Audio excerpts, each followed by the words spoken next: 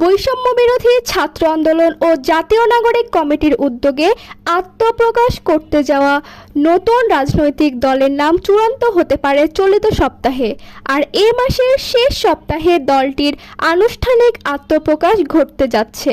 অন্তর্বর্তী সরকারের উপদেষ্টার পদ থেকে পদত্যাগ করে দলটির আহ্বায়ক হিসেবে দায়িত্ব নিতে যাচ্ছে মোহাম্মদ নাহিদ ইসলাম।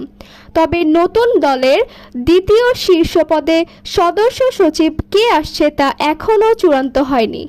এই পদের জন্য আলোচনায় আছেন জাতীয় নাগরিক কমিটির আহ্বায়ক নাসির উদ্দিন পাটোয়ারি, সদস্য সচিব আখতার হোসেন ও মুখ্য সংগঠক সার্জিস আলম।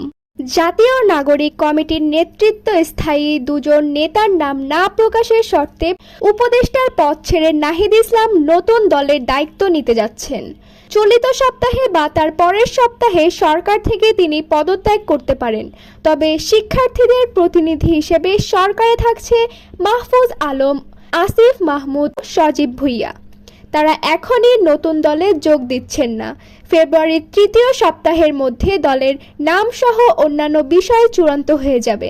এরপরে এই মাসের শেষ সপ্তাহে আনুষ্ঠানিকভাবে আহ্বায়ক কমিটির ঘোষণার মধ্য দিয়ে দলের যাত্রা শুরু হবে। দিনটি হতে পারে 25শে ফেব্রুয়ারির আগে বা পরে। নতুন দলের যাত্রা আহ্বায়ক কমিটি গঠনের মাধ্যমে হতে পারে। জাতীয় নাগরিক কমিটির মুখপাত্র সামান্তা শারমিন বলেন, এই ফেব্রুয়ারি মাসের মধ্যে যে কোনো দিন দলের আনুষ্ঠানিক আত্মপ্রকাশের কথা ভাবা হচ্ছে। আফরাতুল ফাতেমা, বার্তাবাহক 24।